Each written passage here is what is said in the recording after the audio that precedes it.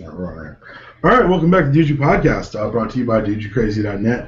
My name is Daniel Palmer, found on Twitter at DPalm66. As always, please do us a favor, subscribe, comment, 5-star review us on iTunes and Stitcher, a little shilling to start the show.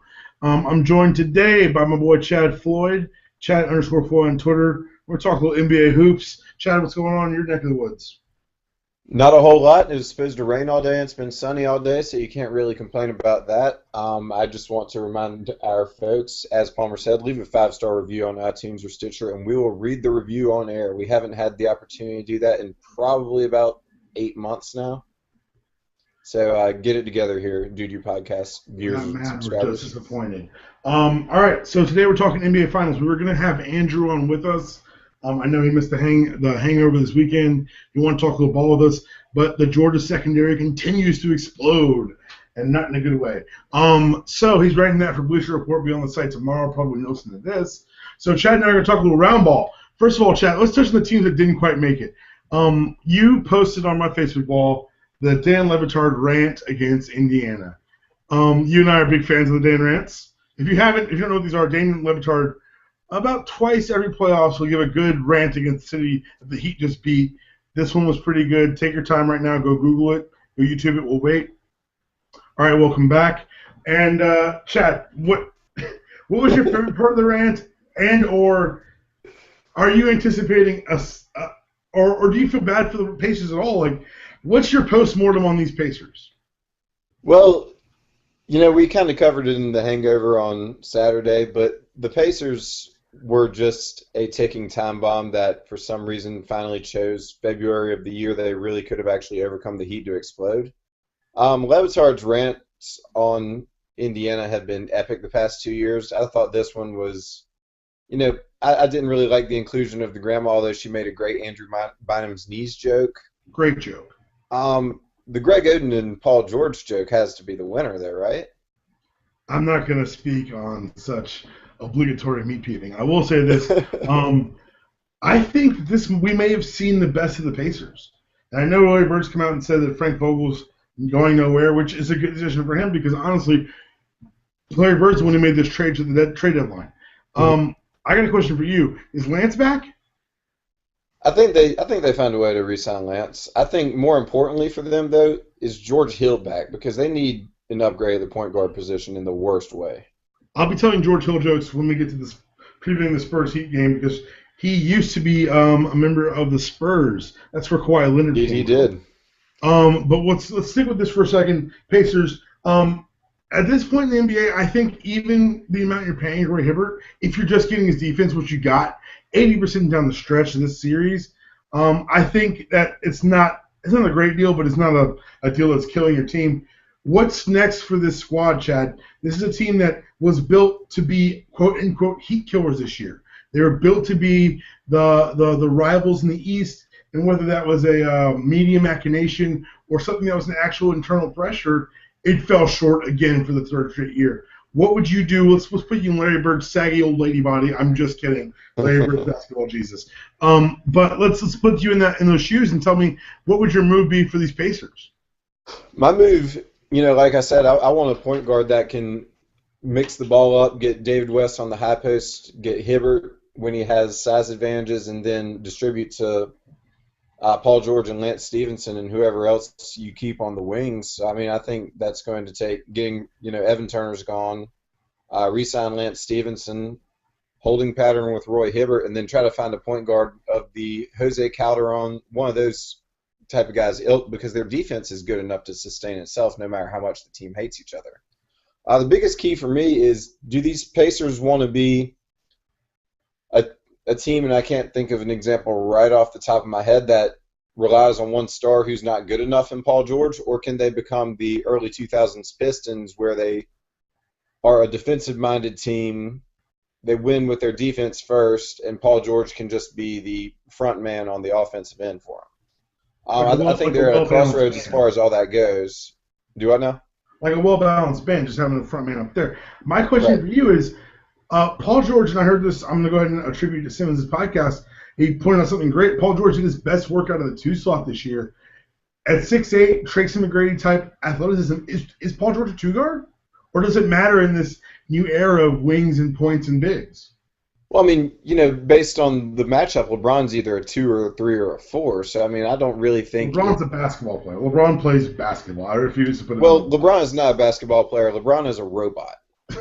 So we disagree there. Fair enough. I really think it comes down to you have one post big, one stretch big, 2 wings, and a point guard, and it's all a very interchangeable system. So I think, comparing Paul George at the 2 to Paul George at the 3 is not really, I don't really think that's terribly valuable. I think Paul George is just a basketball player that my only reason for bringing it up is that as that was brought up, I thought of, like you said, I agree that offensively it doesn't really matter. Defensively, just on the scale of the league, there's more good small forwards than there are good shooting guards.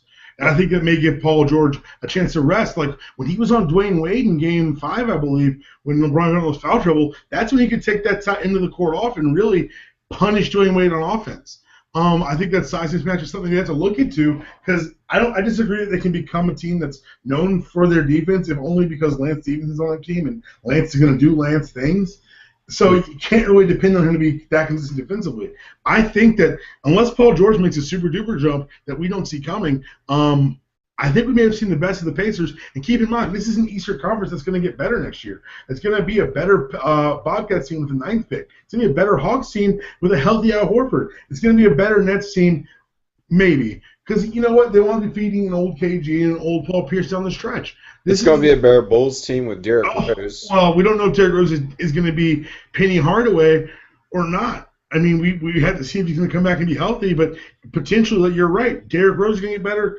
I'm going to make a joke. The It could be a joke or it could be taken seriously. Okay. We might see a better Cavs team with a number 1 pick. That's not funny. There are other teams that are actually going to get better and actually be a force in the East. And these Kevin Love Celtics rumors are going on because, by the way, Minnesota's turned into a breeding ground for Boston talent, and I think someone should be taking note.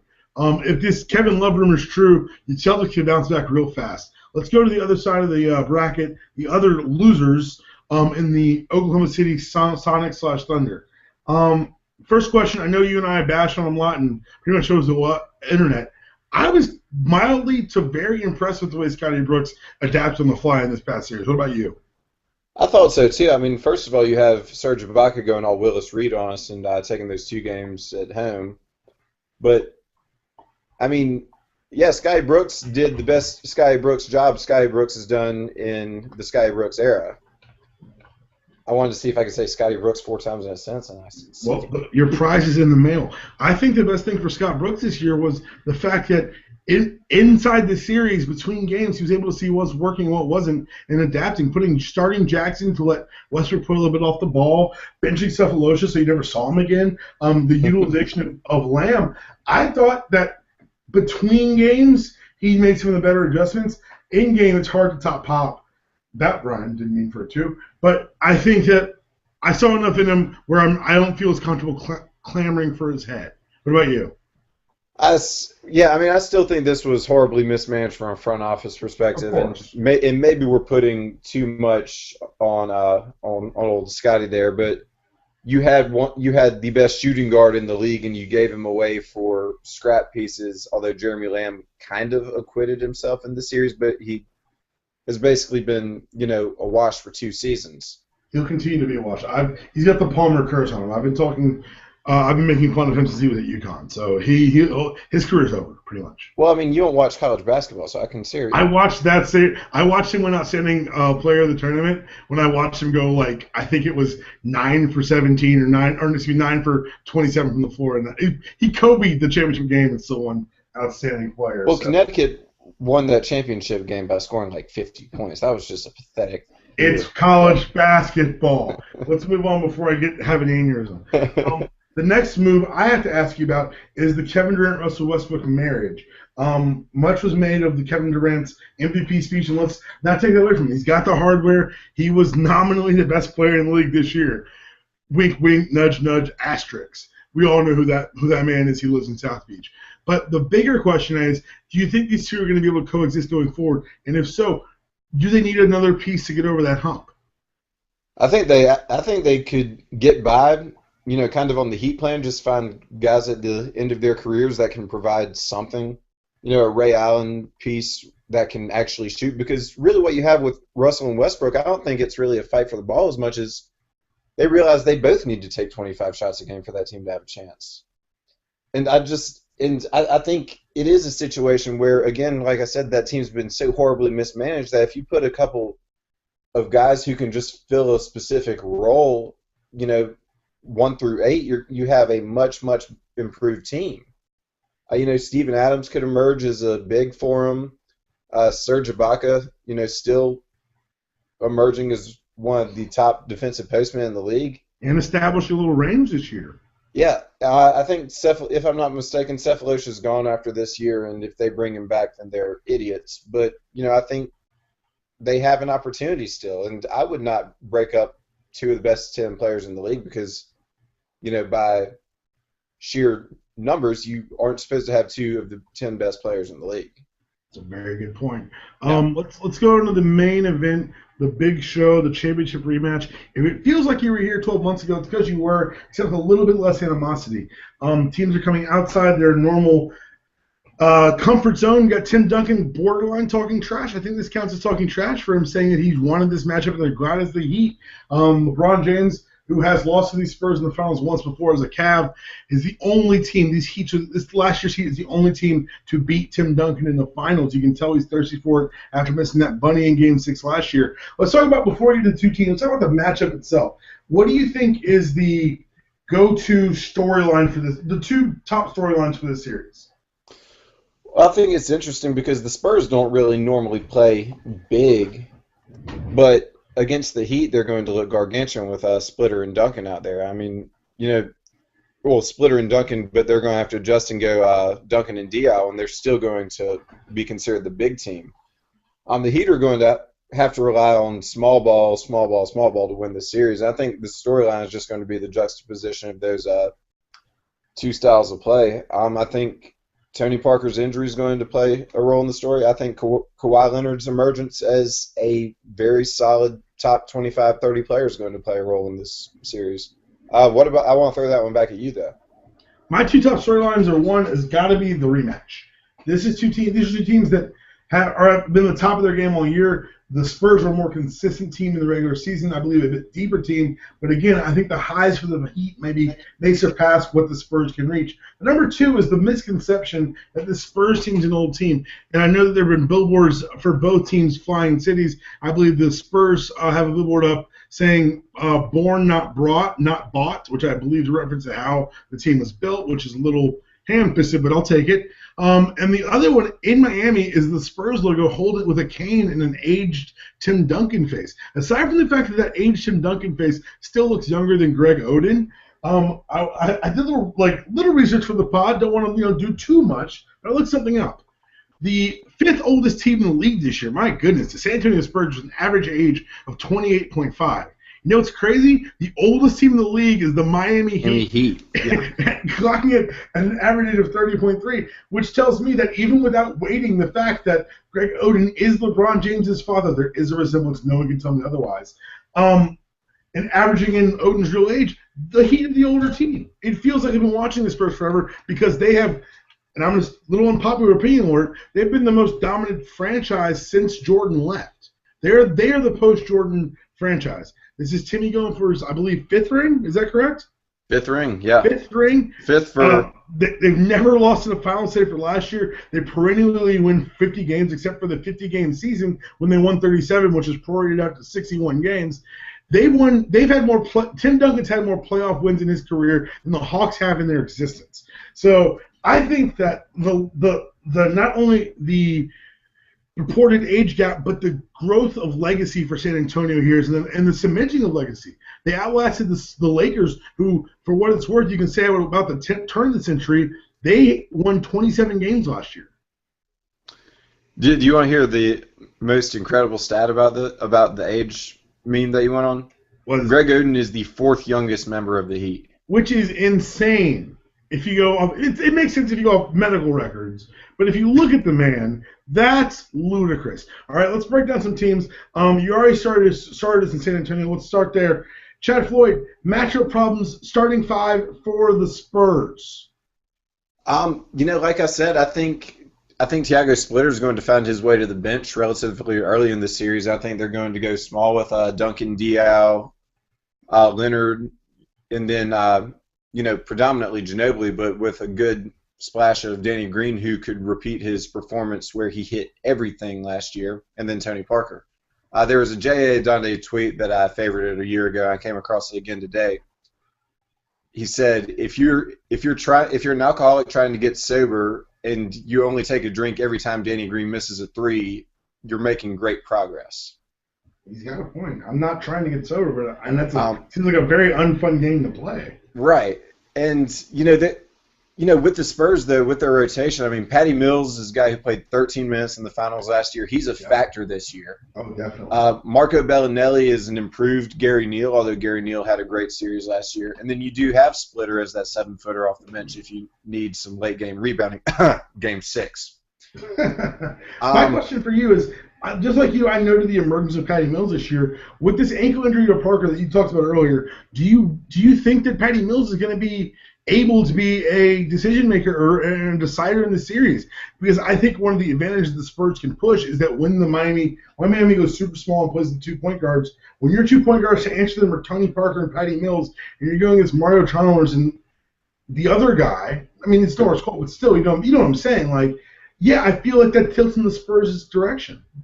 Yeah, absolutely. And I mean, the thing is, Miami has the most efficient offense in the league because LeBron. Yes. San Antonio has the second most efficient offense in the league because Popovich, not because of Tony Parker, not because of anybody else. And Patty Mills can absolutely run that offense. He's not going to penetrate off the dribble quite as well as Tony Parker. Few do. Yeah. But he's absolutely more than capable of facilitating an offense that's predicated on ball movement and finding an open shot, which is generally an open three for Green or Leonard or Bellinelli, or it's a drive for Ginobili, or it's a 15-foot jumper for Duncan. I mean, there's just so many ways the Spurs can beat you. They're magical to watch. And, it's just such a balanced roster. So that's my breakdown of the Spurs. And I told y'all during the conference finals pod where my thoughts were, but for those who didn't listen, which is most of you, I'll save that.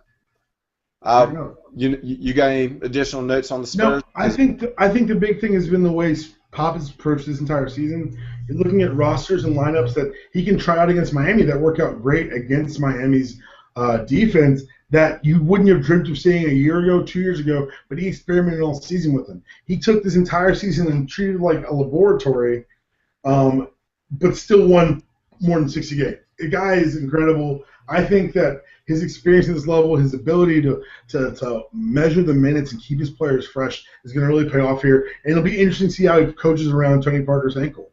Let's go east to the Heat. Defending champs, defending two-time champs. 4th straight trip to the finals. Only been done by 2 other franchises in history, the Celtics and the Lakers. And they can join them and the 90s Bulls, the only teams in NBA history to win 3 straight titles. I got to ask a question real quick, just up front. Can they do it? They're absolutely capable. Yeah, I think the situation, and I know people hate saying this because every season's a new season and every team's a new team, but especially in professional sports, you get a sense of continuity about a team. You get to watch a team grow and change over the course of years. You got to watch this Heat team fall short 4 years ago and then learn how to win to beat the Thunder, and then relearn how to win to beat the Spurs in 7 last year to overcome that amazing Game 6 finish, and you watch that kind of grow. I know every team, like I said, is their own team, their own unique story, but it feels like the old American philosopher Ric Flair, I believe he's known in some circles, to be the man, you've got to beat the man. I'm going to spare you the woo right now. But I will say this, I think I got to run with the Heat until I've proven they can lose in 7-game series. And it feels reductive, and it feels reactionary, and it feels like I don't even on my an intellectual level understand why, but I can't tell you right now that they can lose to these Spurs. And just for the record, I'm going to have to go ahead and disagree with you there. Fair enough. That's what we do the podcast for. All right, so Right. It's no fun to agree with you. I don't like agreeing with you on things that don't matter. make the case for the vulnerability of these Heat because it's there. I recognize it, and I'm willing to give you a little floor time for it. Okay, well, LeBron James is the best player on the world. Nobody's on the planet. Nobody's disputing that. It is what it is. And via having LeBron James, it makes it difficult for the Spurs to win this series. Difficult but doable. So far, so good, Chad. Well, I mean, you just gotta state the obvious. Fair enough. Last year's finals, Dwayne Wade, who is playing a much better playoffs this year than he did last year. That's just because he's moving. You only say that because he can move now. The Heat were minus 49 with Wade on the court last year in the finals. I have no counterpoint. That's 100% true. And they were plus 56 with him on the court. Or without him on the court, I should say. Replacing him with Mike Miller or Shane Battier. Gone are Miller this year. Gone is Miller. I was going to say gone are Miller and gone is Shane Battier, at least in the form we saw him last year. Yes. If the Spurs go back to the strategy of letting the Heat just shoot uncontested mid-range jumpers, advantage Spurs because, LeBron's going to knock those down all day, but Wade, has not proven to be a consistent jump shooter really at any point since his body started failing. Going down the roster, you're probably starting to revitalized Rashard Lewis at the 4. Yeah. I can't believe Rashard Lewis A is still in the NBA and B is now starting in the NBA Finals. It's Keep insane. getting them checks. I mean, good for him. Chris Bosh, I think that Grantland article that you sent me the other day can, really states how unheralded Chris Bosh was, but as the second best player on this team, still being somewhat inconsistent, still wanting to float out to the perimeter a little too much. I just don't like the Heat's chances just based on personnel. They just don't seem to have the same kind of continuity on the roster as a whole that the Spurs do. That's Not to mention, Norris Cole and Mario Chalmers, they're okay point guards, but I would rather have Patty Mills or Tony Parker than either of them. You did a great job building your case. I understand the point you're coming from. I understand that Rashard Lewis being intimately involved in this finals is a problem for the Heat on some level. I will say this.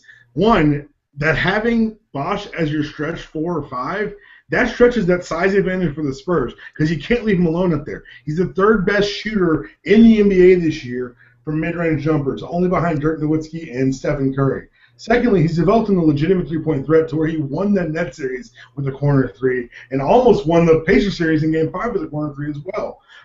Their offense has evolved, in my opinion, in a way to develop around LeBron and to play to his strengths, which are passing and court vision. And I think that while I will concede a lot of the points you made, the depth of the Heat isn't going to be as much of an issue because I don't think LeBron's leaving the floor. I think this is going to be one of those situations where it's a 48-minute game and you see he clocked 46. We're going to see some AI numbers in those minutes. And also, I want to go back to, I'm not saying one series matters for another series, but Dwayne Wade's got a little bit of that mid-range stroke back. You saw him hurt the Pacers with that sag-off game. This year, LeBron's hitting mid-range jumpers. I think the Spurs' defensive attitude is going to evolve beyond take these mid-range jumpers and beat us because I think that he can beat him with it. What I think the problem with the Heat's going to be is when things do slow down and they have to go big and they have to rest Bosh and they bring in your Chris Andersons because now you can keep a Tim Duncan roving the lane because he doesn't really have to cover Anderson on offense. You can keep a Thiago Splitter out there for shot blocking because they don't really have to guard Chris Anderson. The problem becomes in the second unit with the Heat where the scoring comes from, and my contention is that there is no true second unit because as long as LeBron James is on the floor, that's a first unit. That's a first unit. Do you see any X factor players for the Heat that could make a difference? And I think Rashard Lewis and Bosh are going to be problems, matchup problems. As far as what do you do with them on offense, it's a question the Pacers still don't have an answer for. It's a question, if anyone can give me an answer, it's going to be Greg Popovich. As far as deeper on the Heat's roster, I think, you know what, and I say it not every year, but I should say it every year, Ray Allen does something crazy in big games. Something's wrong with him to where he's OCD, and that's manifested in a way that allows him to hurt you where it hurts the most. So I bet we get one good Ray Allen moment. I know we're going to get 1 or 2 LeBron explosion games, and that could be 3 wins right there. You put together another solid game, that's your 4th win, that's your 3rd straight title, that's you in the annals of history, and that's me making more Larry Bird jokes because LeBron would pass him as the best small forward of all time. Oh, sorry.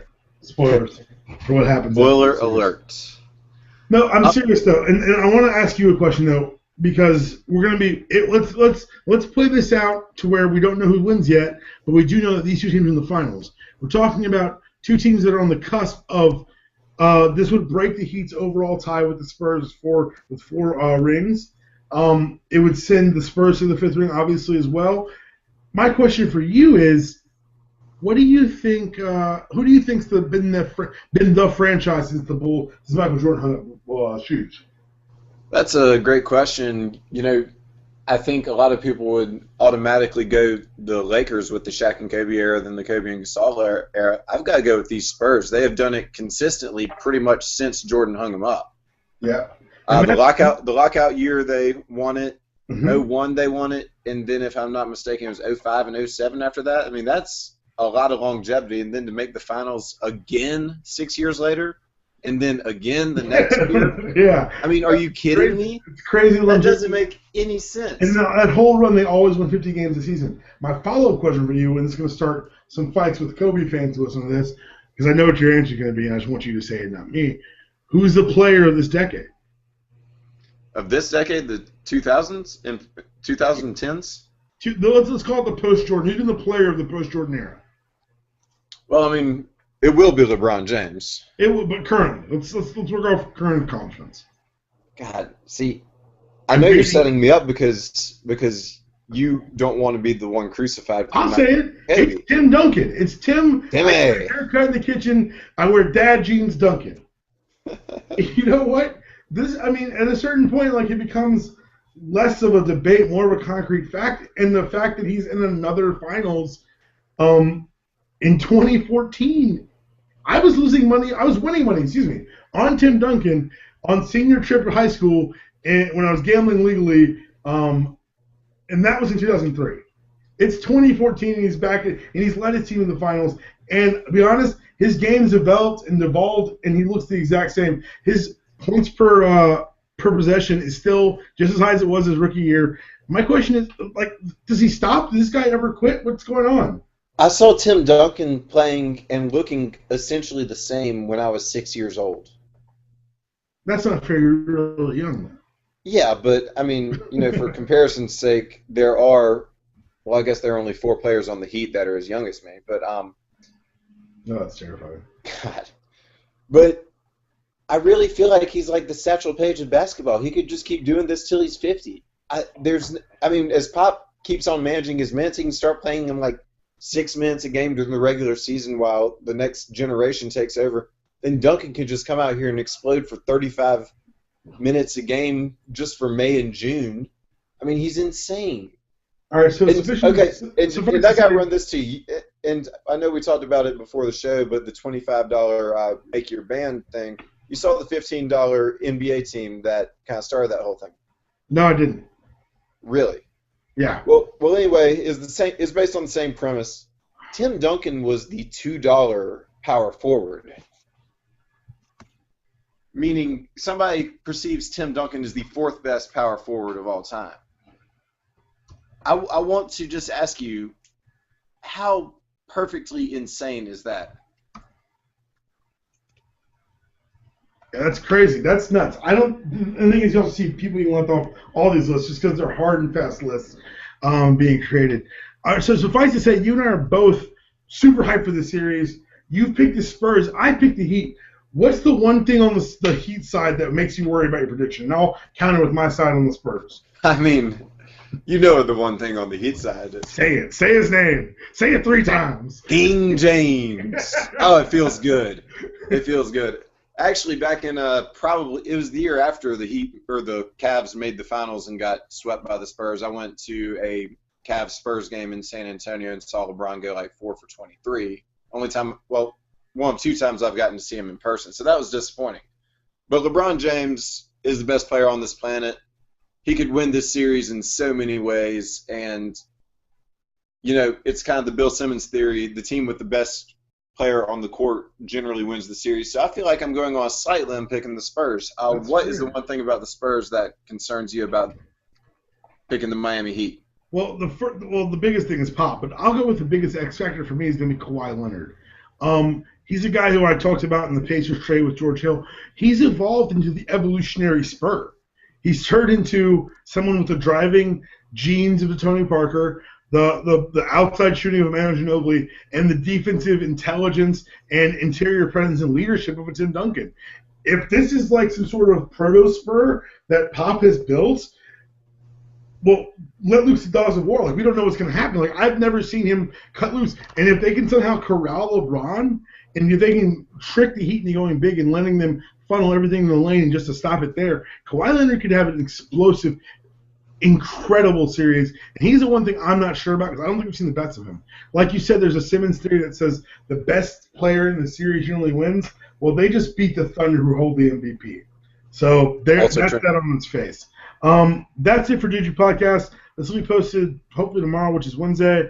Enough time for you guys to listen, ridicule us, and laugh while watching the finals. Laugh at one of us because we disagreed. It's nice. Hey, one of us will be wrong. It's probably going to be Chad based off past events. Thanks again for listening. As always, Stitcher, iTunes Store, subscribe, leave us comments, and we'll read them on the air. I'm DPalm66. That's Chad Floyd, Chad_Floyd on Twitter, and we'll see you guys at the Hangover on Saturday.